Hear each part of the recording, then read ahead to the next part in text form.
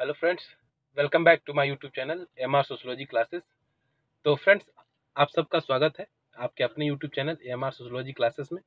तो दोस्तों, आज हम लोग बात करने वाले हैं उत्तर प्रदेश लोक सेवा आयोग के द्वारा आयोजित राजकीय इंटर कॉलेज जीआईसी प्रवक्ता परीक्षा से संबंधित जो सामान्य अध्ययन से रिलेटेड जो टॉपिक है पर्यावरण एवं पारिस्थितिकी, इसी से रिलेटेड आज हम लोग क्वेश्चन पर डिस्कशन करेंगे। और ये जो है पहला वीडियो है, अभी पार्ट 1 है। तो चलिए फिर स्टार्ट करते हैं।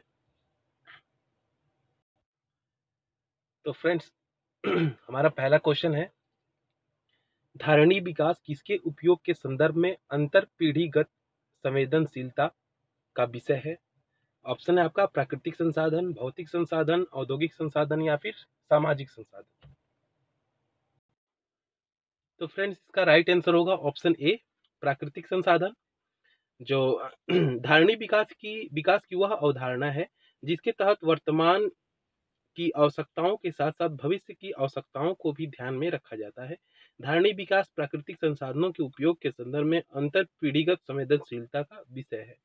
धारणी विकास का मुख्य उद्देश्य पृथ्वी के प्राकृतिक संसाधनों का न्यायसंगत उपयोग, संरक्षण तथा उचित प्रबंधन करना है। ठीक है, तो इसका राइट आंसर होगा ऑप्शन ए, प्राकृतिक संसाधन।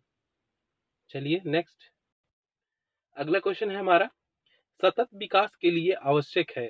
तो सतत विकास के लिए क्या आवश्यक है? जैविक विविधता का संरक्षण, प्रदूषण का निरोध एवं नियंत्रण, निर्धनता को घटाना या फिर उपयुक्त सभी। तो इसमें जो है इसका राइट आंसर होगा ऑप्शन डी, उपयुक्त सभी।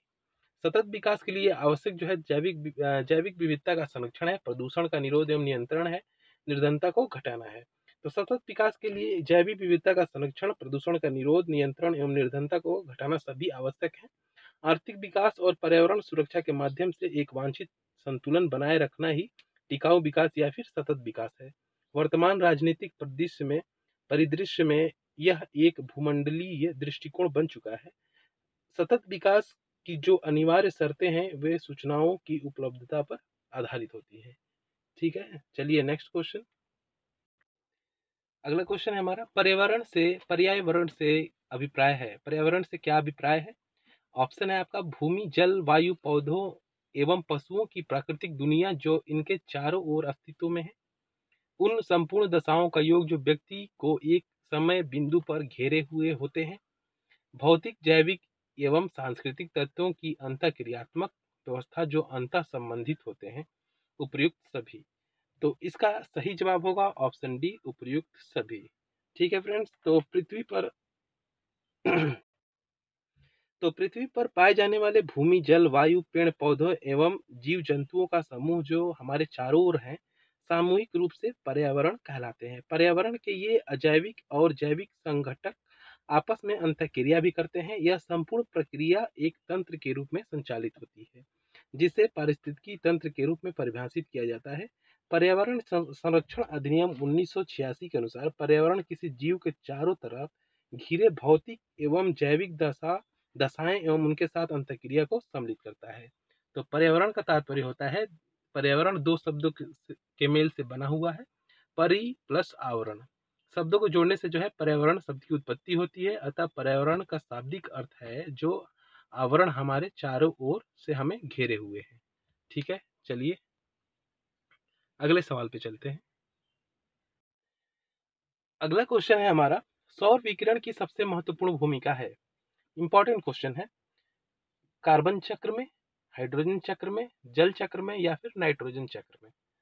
तो इसका राइट आंसर होगा ऑप्शन सी, जल चक्र में। तो जल चक्र में सौर विकिरण की सबसे महत्वपूर्ण भूमिका होती है। सौर विकिरण जल चक्र को चालित करता है और जल का वाष्पीकरण करता है। सौर विकिरण द्वारा बर्फ का जल में द्रवीकरण होता है। जल चक्र हाइड्रोस्फीयर में जल की विभिन्न गतिविधियों को दर्शाता है। ठीक है, तो अगला क्वेश्चन है फ्रेंड्स हमारा, वर्षा की मात्रा निर्भर करती है। वर्षा की मात्रा जो है किस पे निर्भर करती है? हवा के दबाव पर, वायुमंडल में नमी पर, जल चक्र पर या फिर तापक्रम पर। तो इसका राइट आंसर होगा ऑप्शन बी, वायुमंडल में नमी पर। ठीक है फ्रेंड्स, तो वायुमंडल में नमी वर्षा की मात्रा का निर्धारण करती है। इसी प्रकार की वर्षा की मात्रा या बूंदा बांदी, वर्षा, बर्फबारी इत्यादि वायुमंडल में नमी की मात्रा में बढ़ोतरी से बढ़ जाती है। ठीक है, तो अगला प्रश्न है हमारा, थोड़ा इसको बड़ा कर लेते हैं। पृथ्वी के चारों ओर गैसों के समूह को क्या कहते हैं? तो पृथ्वी के चारों ओर गैसों के समूह को क्या कहते हैं? भूमंडल, जल कण, वायुमंडल या फिर जलमंडल। तो इसका राइट आंसर होगा ऑप्शन सी, वायुमंडल। ठीक है, तो पृथ्वी के परितः विद्यमान गैसों के समूह को वायुमंडल कहते हैं। इसमें नाइट्रोजन, ऑक्सीजन, कार्बन डाइऑक्साइड तथा अन्य गैसें पाई जाती हैं। चलिए आगे, अगला क्वेश्चन है, वायु एक यौगिक है, तत्व है, मिश्रण है या फिर विद्युत अपघट्य है? तो बताएं।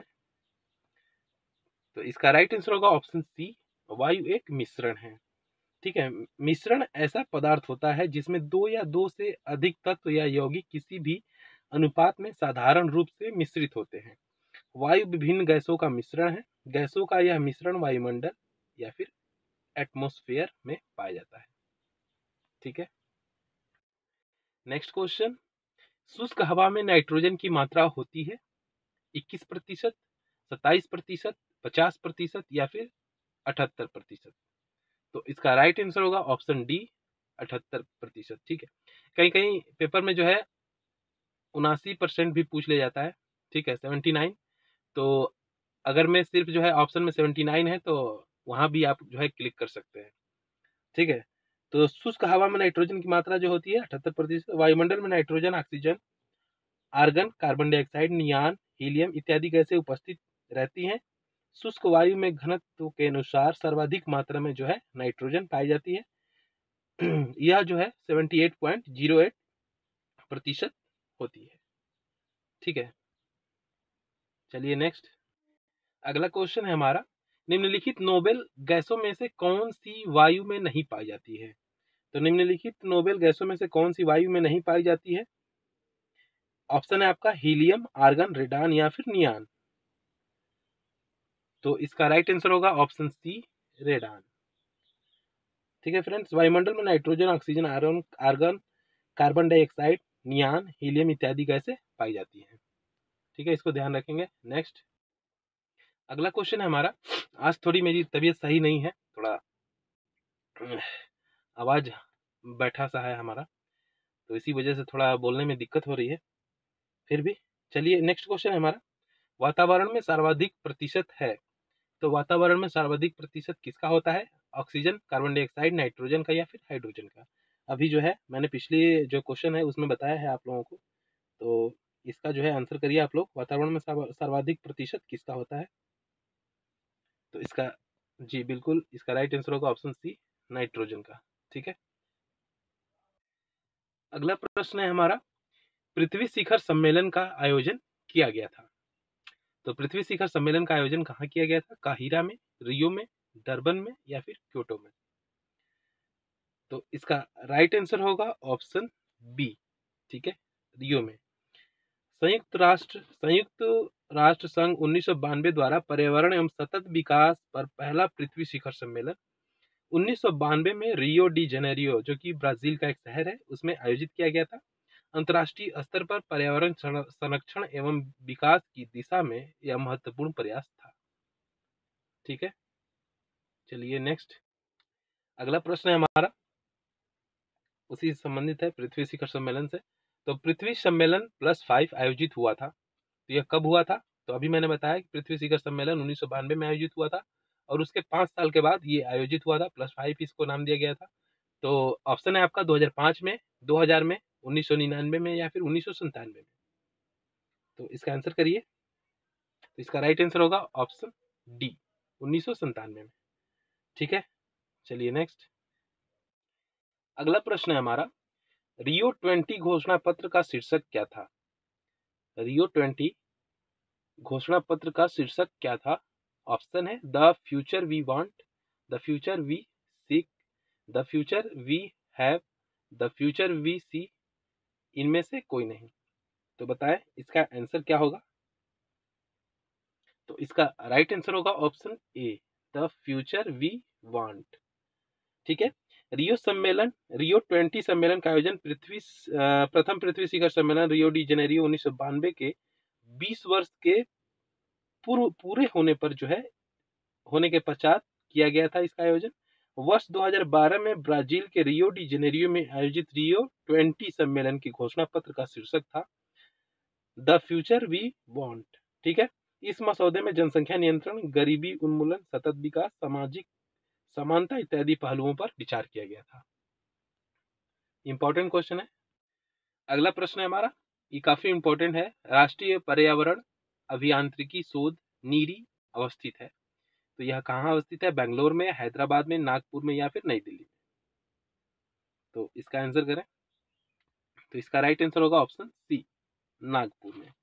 ठीक है, राष्ट्रीय पर्यावरण अभियांत्रिकी शोध संस्थान नीरी महाराष्ट्र राज्य के नागपुर शहर में अवस्थित है। नीरी भारत सरकार के विज्ञान एवं प्रौद्योगिकी मंत्रालय के अधीन कार्य करता है।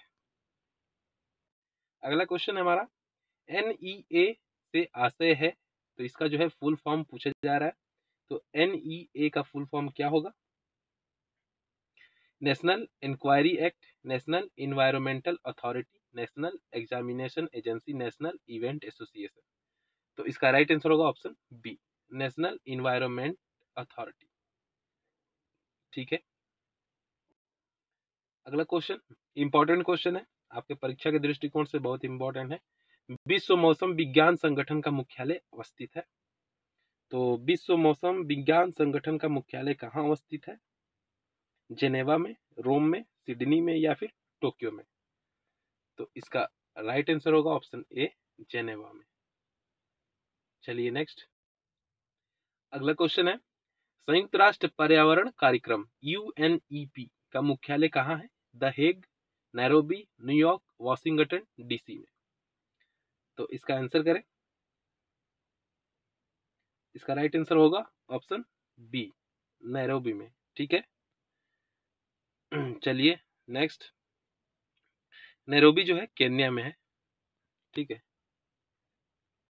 अगला है, EPA का पूर्ण रूप है environmental pollution agency, environmental prohibition agency, environmental protection agency या फिर उपयुक्त में से कोई नहीं? तो इसका राइट आंसर होगा option C, environmental protection agency, EPA का फुल फॉर्म है।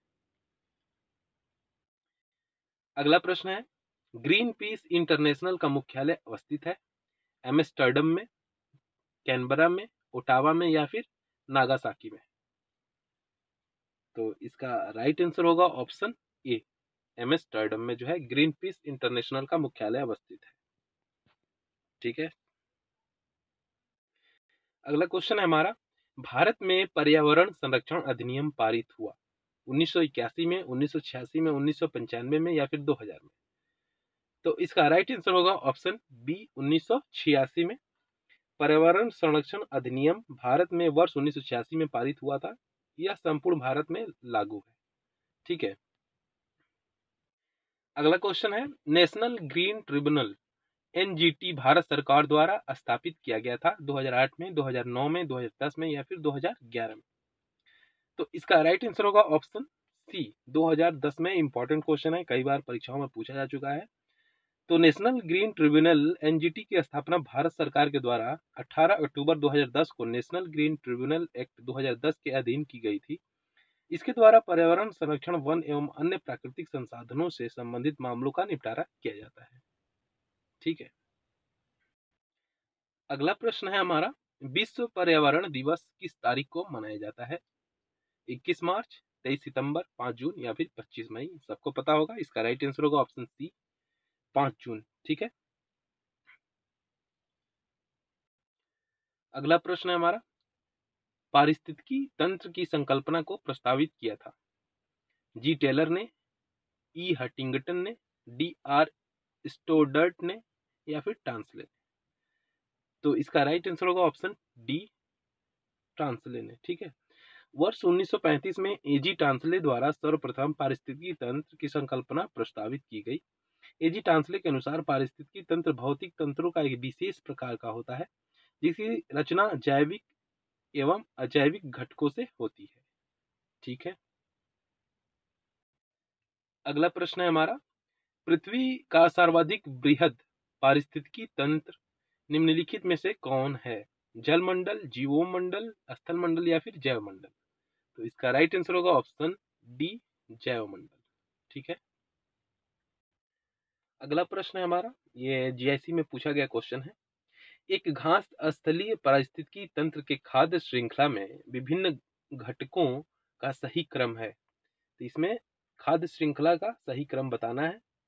ये है आपका घास, टिड्डा, मेढक, सर्प, घास, टिड्डा, सर्प, मेढक, टिड्डा, मेढक, घास, सर्प, टिड्डा, सर्प, मेढक, घास। तो इसका राइट आंसर होगा ऑप्शन ए। ठीक है।